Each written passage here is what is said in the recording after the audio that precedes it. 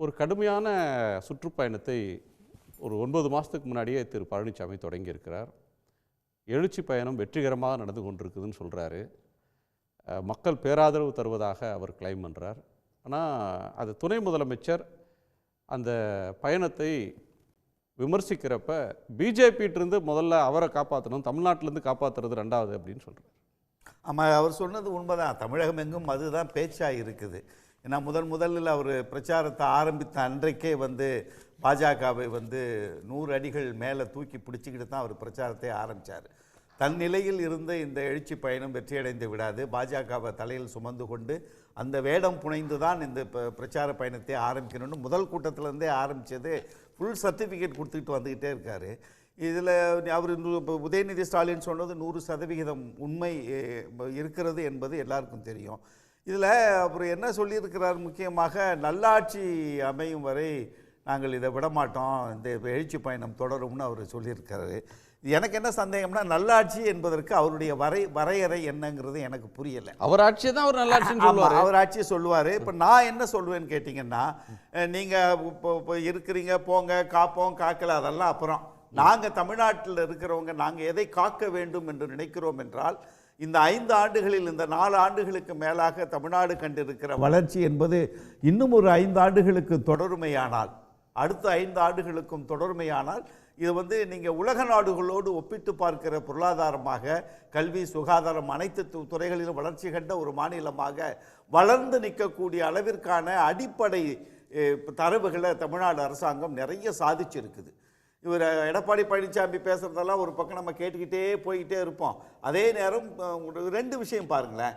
எடப்பாடி அவர்கள் தன்னுடைய ஆட்சி காலத்தில் நடந்த சாதனைகளை சொல்லுகிற போது எங்களுடைய திட்டங்களை எல்லாம் இவங்க தொடர்றாங்கன்னு சொல்கிறது தானே தவிர, திராவிட முன்னேற்ற கழகம் அதில் இருக்கிற கூட்டணி இயக்கங்கள் என்ன பிரச்சாரத்தை மேற்கொள்ளுகிறோம் என்று சொன்னால் அதுதான் ஒரு கெத்து. பாருங்க, திராவிட மாடல் ஆட்சியினுடைய இந்த சாதனைகள் தொடர வேண்டும் என்று சொல்லுவதே ஒரு பெரிய சாதனை. ஏன்னா ஒரு 4 ஆண்டு கால ஆட்சி ஆன்டி இன்கம்பன்சிம்பாங்க, மக்கள் நிறைய பாதிக்கப்பட்டிருக்காங்கம்பாங்க, சட்டம் ஒழுங்கும்பாங்க, அதையெல்லாம் தாண்டி இருக்கிற பிரச்சனைகளையெல்லாம் தாண்டி ஒரு மிகப்பெரிய சாதனையை திராவிட மாடல் அரசு உருவாக்கி இருக்கிறது என்று சொன்னால், இந்த நல்லாட்சி தொடர வேண்டும் என்றுதான் மக்கள் நினைத்து கொண்டிருக்கிறார்கள். ஒரே இடத்துல ஒரே நாள் 43 சேவைகளை மக்களிடம் கொண்டு சென்று சேர்க்கிற பணியும், நாங்கள் செய்திருக்கிற இந்த சாதனைகளை எல்லாம் நாங்கள் தொடர வேண்டும் என்று மக்களிடம் வாக்கு கேட்கிற ஒரு நிலைக்கு ஆளுங்கட்சியும் கூட்டணி கட்சிகளும் இணைந்திருப்பது என்பது இந்திய அரசியல் வரலாற்றில் எந்த இயக்கமுமே இதுபோன்ற ஒரு சாதனைகளை சொல்லி வாக்குகள் கேட்டது இந்த முறை ஒரு 100% எடுத்துக்கலாம். நல்ல ஆட்சின்னு என்ன சொல்றீங்க? என்னுடைய பார்வையில் ஒரு மாநிலம் கல்வியில் வளர்ந்திருக்க வேண்டும், வளர்ந்திருக்கிறோம். திறன் மேம்பாட்டில், வேலை வாய்ப்பில், அந்த மாணவர்களுக்கான வேலை வாய்ப்பில், டாட்டா சயின்ஸில், ஆர்டிஃபிஷியல் இன்டெலிஜென்ஸில், இதில் முக்கியமாக இந்த ஆண்டு ஒரு ஆய்வறிக்கை இந்தியா ஸ்கில் ரிப்போர்ட் கொடுத்துருக்குறாங்க. தமிழ்நாட்டிலிருந்து படித்து வருகிற மாணவர்களிலே 70% மாணவர்கள் திறன் மிகுந்த மாணவர்களாக வருவதில் தமிழ்நாடு இந்தியாவிலேயே 2வது இடம். அப்படிங்கிறது ஒரு பெரிய சாதனை இந்த 4 ஆண்டுகளில். நான் முதல்வர் திட்டம் என்பதும், திறன் மேம்பாட்டு பயிற்சி வகுப்புகள் என்பதும், இடைநிற்றல் மாணவர்களின் 33% மாணவிகளை இந்த 1000 ரூபாய் கொடுத்ததன் மூலம் கல்வி தொடர்வதற்கு ஏற்படுத்தி இருப்பதும், நான் முதல்வர் திட்டத்தின் மூலமாக இடைநிற்ற மாணவர்களை கல்வி கற்கிற ஒரு சூழ்நிலையை உருவாக்கி இருக்க இந்த கல்வி சாதனை என்பது இந்தியாவிலேயே முதன்மை மாநிலம் என்கிற இடத்திற்கு வந்திருக்கிறது. அவருடைய விமர்சனத்தை நீங்க நிராகரிக்கிறீங்க? சுத்தமா நிராகரிச்சோம். அதுல என்னன்னு கேட்டீங்கன்னா, அவர் தேர்தலுக்காக என்ன வேணா பேசிட்டு போட்டோம். என்னை பொறுத்தவரை அவர் தன்னுடைய ஆட்சியையும் இந்த ஆட்சியும் ஒப்பிடுறாரு. எங்க ஆட்சியில நாங்க என்னெல்லாம் செய்தோம், இந்த ஆட்சியில் அந்த நல்ல திட்டங்கள் எல்லாம் நிறுத்திட்டாங்க அப்படின்ற ஒரு விமர்சனத்தெல்லாம். அது என்ன திட்டம்னு சொன்னீங்கன்னா, ஒரே ஒரு திட்டத்தை சொல்லிட்டே வருவாங்க. இந்த மருத்துவமனைன்னு இந்த வாட்டர் டேங்க் பக்கத்தில், கிணத்துக்கு பக்கத்தில், மோட்டார் ரூமில் ஒரு டாக்டர் ஒரு நர்ஸுன்னு வச்சு பண்ணாங்க பார்த்தீங்களா? அது அட்டர் ஃபெயிலியர் திட்டம். அதாவது நீங்கள் இப்போ ஒன்றும் இல்லைங்க, ஒரு சில திட்டங்கள் எந்த ஆட்சியுமே மாற்றி விட முடியாது. சத்துணவுங்கிற ஒரு திட்டத்தை எடுத்துங்க. அந்த திட்டத்தை எந்த ஆட்சி வந்தாலும் அதை மெருகேற்ற முடியுமே தவிர அந்த திட்டத்தை கைவிட்டு விட முடியாது. அது போன்ற ஒரு திட்டங்கள் நிறைய இருக்கு. ஒன்றில் இப்ப நான் முதல்வன் திட்டம் சார், மகளிர் உரிமை தொகை மகாராஷ்டிரால ஆரம்பிச்சாங்க. இப்ப 28 லட்சம் 30 லட்சம் பேருக்கு நிறுத்திட்டாங்களே. எதுக்கு? மகாராஷ்டிரால பிஜேபி அரசாங்கத்தில் நிறுத்திட்டாங்க. இப்ப தமிழ்நாட்டில் நிறுத்தல. இப்ப கூடல கொடுக்க போறோம். 2 முறை, முதல் முறை கொடுத்ததற்கு பிறகு 1 கோடி பேர் வந்தாங்க. 1 கோடியே 5 லட்சம் பேர்.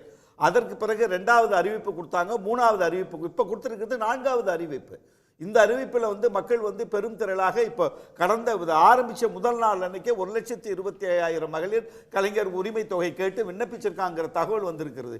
இது ஒரு தொடர் திட்டம். ஏன்னா நீங்கள் ஆட்சி ஆரம்பித்த உடனே இந்த திட்டத்தை கொண்டு வரல, நல்லா கவனிச்சிங்களா? அப்போ அவங்க என்ன குற்றச்சாட்டு வச்சாங்க தெரியுமா?